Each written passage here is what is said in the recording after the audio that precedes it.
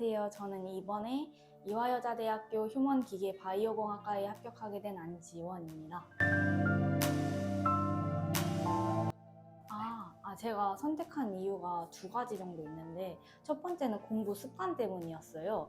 제가 대학교 2년 정도 다니다가 이제 편입을 준비했는데 공부 습관이 안 잡혀 있어서 아침에 일어나면 막 1시나 2시 이렇게 됐었거든요. 그리고 맨날 공부하다가 중간중간 휴대폰도 보고 이랬어서 공부 습관을 잡아야겠다 하고 찾아보는 도중에 독학센터를 알게 됐어요.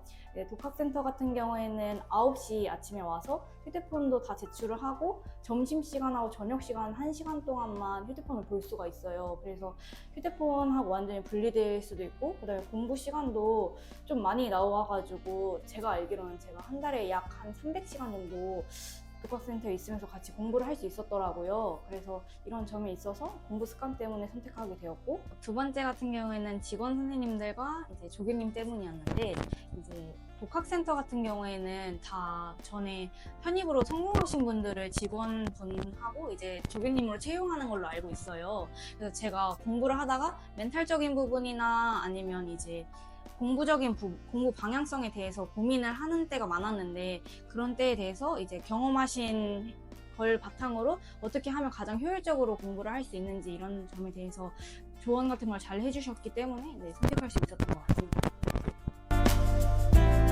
저 같은 경우에는 신청하게 된 계기는 이제 동기부여 때문이었는데요. 제가 중간중간에 공부를 하다가 여기에 합격을 하는 것도 물론 행복하겠지만 장학금까지 받으면 더 공부를 잘할 수 있겠다 생각이 들어서 이제 동기부여 목적으로 신청을 했던 것 같습니다. 장학금 리워드 신청을 상반기에 좀 진행을 해요. 그래서 이제 목표를 조금 높게 잡았단 말이에요, 저 같은 경우에는. 근데 이제 편입 특성상 한 달 정도 계속 시험을 보거든요. 그래서 중간중간에 지칠 수도 있었는데 제가 써놓은 대학을 생각을 하면서 여기는 무조건 합격을 해야지 장학금을 받을 수 있다, 이런 생각이 들어서 마지막까지 열심히 하게 될 수 있었던 것 같습니다.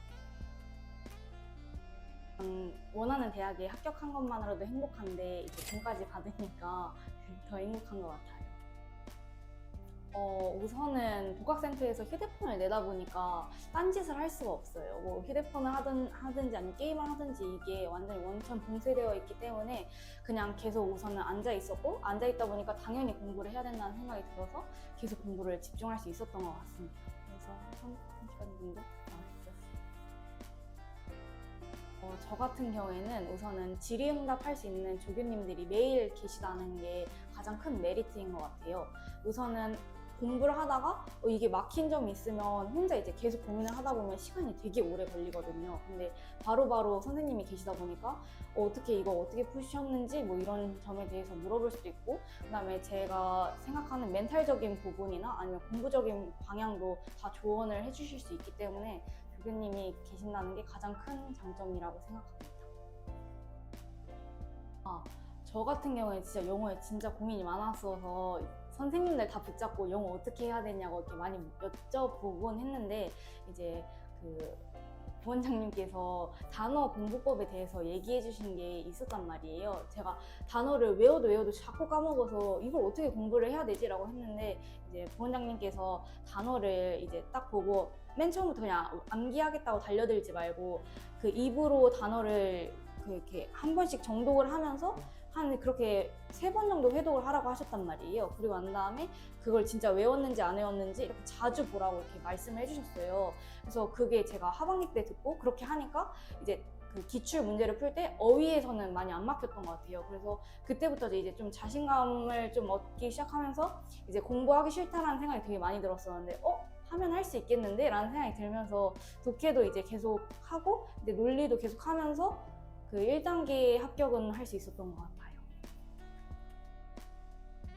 영어 같은 경우에는 전 진짜 약간 교수님을 전적으로 믿은 케이스여가지고 교수님이 하라는 대로만 했고, 그다음에 어휘 같은 경우에는 자주 보는 식으로 계속 공부를 했던 것 같아요. 그리고 뭐 그 외의 거는 이제 독학센터 조교님한테 어떻게 하면 되는지 그때그때 여쭤보고 대답을 들은 상태에서 그냥 그대로 시행한 케이스여서 그냥 그대로 듣고 계시는 교수님 믿고 따라가시면 될 것 같아요. 그리고 약간 수학 같은 경우에는 수학 같은 경우에도 회독이 가장 중요하다고 말씀을 드리고 싶어요. 저 같은 경우에는 문과 출신이었어서 이과 베이스가 거의 없는 상태였단 말이에요. 그래서 수업을 총 3번 정도 회독을 했던 것 같아요. 그리고 이제 그렇게 수업으로 개념을 채울 수 있는 부분은 40%라고 생각을 하고 문제풀이로서 개념을 채울 수 있는 부분이 60%라고 생각을 한단 말이에요. 그래서 전체적으로 문제집을 한 3번에서 4번 정도 돌리고 틀린 문제 정도는 5번 정도 더 돌렸거든요. 그래서 문제만 봐도 이 풀이 과정이 다 암기처럼 와다다다 나올 수 있게 그 정도로 많이 회독을 했던 것 같아요. 그리고 이제 기출문제 같은 경우에도 제가 가고 싶은 학교는 한 4번에서 5번 정도 계속 회독을 해서 이제 시험장 갔을 때 그 학교마다 좋아하는 유형이 있어요. 그래서 그 유형은 되게 빨리 풀고 이제 좀 생각해야 될 부분에만 시간을 쏟는 그런 식으로 공부를 했던 것 같아요.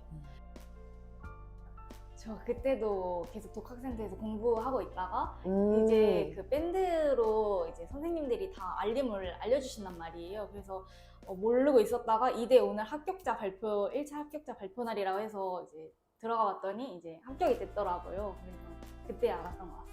최종 합격자 발표할 때는 최종 합격자 발표할 때는 이제 집에서 저기 뒹굴뒹굴 거리고 있다가 문자가 와서 이제 눌러갔더니 합격됐다고 해서 이제 그렇게 알았어요. 저 같은 경우에는 편입이 진짜 처음이다 보니까 되게 많이 불안해했어요. 그래서 맨날 선생님 찾아가서 저 또 탈락하면 어떡하죠? 이러면서 저 을킬 당할 것 같다고 어떡하냐 계속 이렇게 좀 했던 케이스였는데 이게 진짜 경험을 해보니까 끝까지 열심히 하면 무조건 합격하는 게 편입시험이라고 말씀을 드리고 싶어요. 그래서 지금 마음 이제 끝까지 계속 이렇게 쭉 이어나가셨으면 좋겠고 끝까지 열심히 하셨으면 진짜 원하는 학교 합격할 수 있으니까 끝까지 화이팅 하시길 바랍니다.